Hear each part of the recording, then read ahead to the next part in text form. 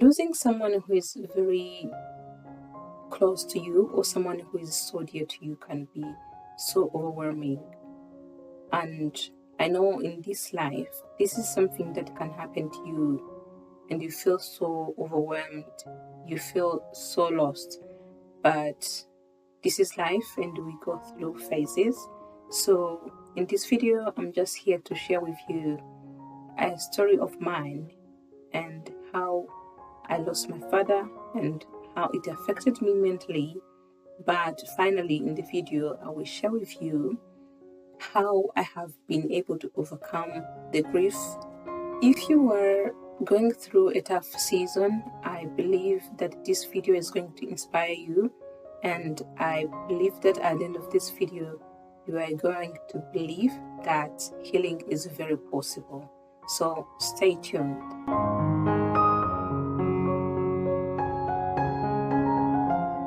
I haven't actually scripted this video, and I know it is a very bad idea to record yourself when you haven't scripted. It was in 2012. I was almost finishing my high school and I was completing the second term, because actually in my local country, every academic year you have to complete 3 terms. So I was almost completing my second term. By that time, my father was sick and he was in the hospital, and one of my brother and my mom, they were looking after him alternatively.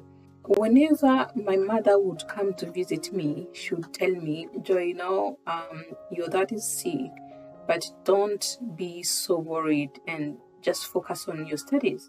I remember one day I was preparing for the exam, and that very day it was a public holiday, so there were no classes, so we were just free to do what we wanted. And by the time I was preparing to kind of complete like 4 modules per that day, I saw a lady. She was, I don't know how these people are called, but this is the type of a lady who oversees or who controls or who manages the females in the school. I don't know, maybe is she a matron? I believe she's a matron. I saw her coming to me and she was like, Joy, I want to talk to you. And immediately something clicked in my head. I went to see her and she said that she wanted to give me a day off so that I could go home, just see how things are going. And I was just curious, why on the earth would somebody give me a day off without even asking for permission? I just wanted to stay in school. I wanted to study. I didn't mind about home and what was going on. I wanted to just finish the modules and make sure that I'm ready for the exam so that I would just score high. By the time this lady told me that you are free, you can go home, I just asked her, are you very sure nothing has happened? And she looked in my eyes and she just smiled and she told me I shouldn't worry, I should just go home. I packed my bag, my books, and went home. When I left home, I saw people. And there are things that you see and there are signs that you find. And through your observations, you can tell what has happened. It is very natural to feel, and I acknowledge this feeling in this moment, but I wanted maybe to tell you what happened after. In my community, it was kind of considered as a sign of weakness when you cry or when you are too explicit about your emotions in times of loss. So it was like my mother has already prepared me to not cry or to not show too much emotions. And I held back. I didn't cry too much.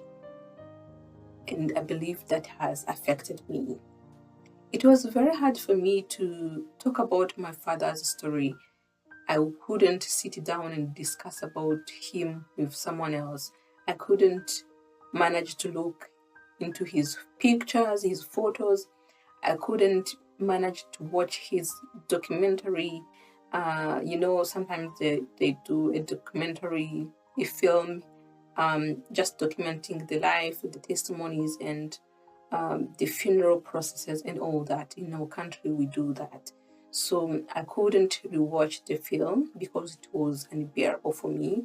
And that was not enough until I started the university, and like during the weekend, if I would maybe take a nap after that, I would have some kind of dreams about him. The emotions were so fresh. I would wake up crying like crazy. I would ask my friends to have a walk with me so that just I refresh myself. After looking at all these symptoms that I had, I realized that I needed some sort of professional help.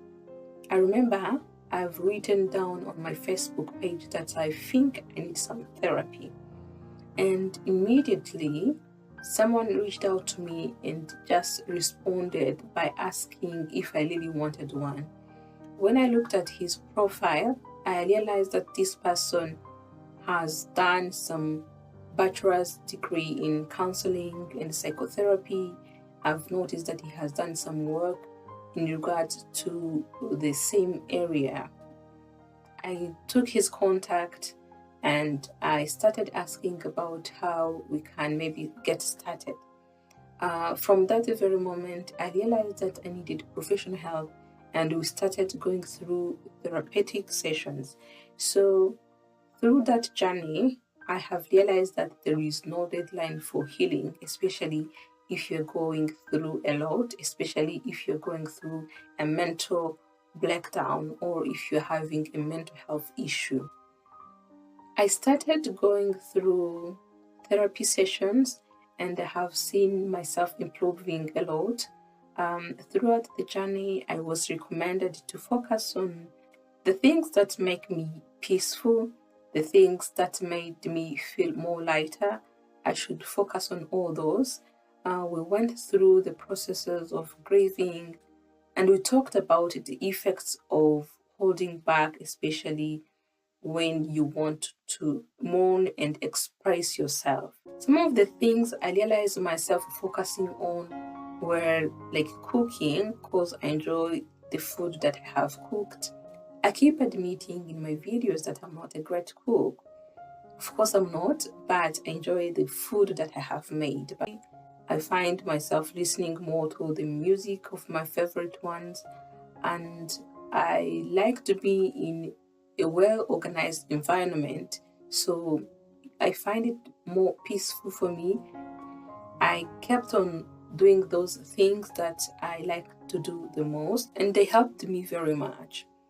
I kept showing up for my sessions, I kept on doing the assignments, but I reached to a point where I was no longer crying intensively.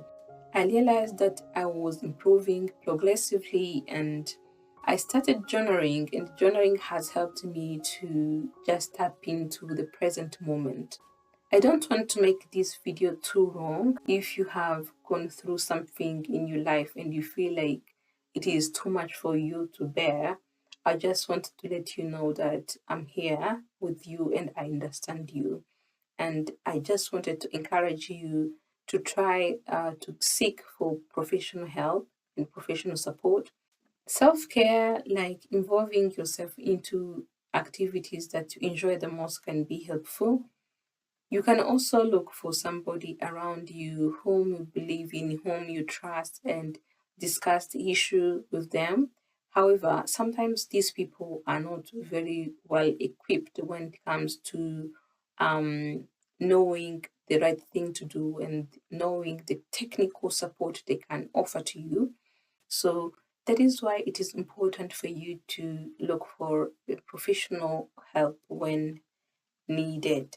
If you're currently going through a hard moment, if you're currently grieving, just know that you are not alone. Just know that you can start today and achieve a total healing. There's no deadline to healing. Healing is a journey. You can take one step at a time, and that is all that matters. If you are grieving, just know that you are not alone. And there's so many people out there who care for you. Just know that we are together, and I completely hear your pain, and I completely hear your soul. I encourage you to seek for professional support, and if you can't, just make sure that you have a supporting system. Just make sure that you surround yourself with positive people, people who don't judge you, and make sure that you include the positive coping mechanisms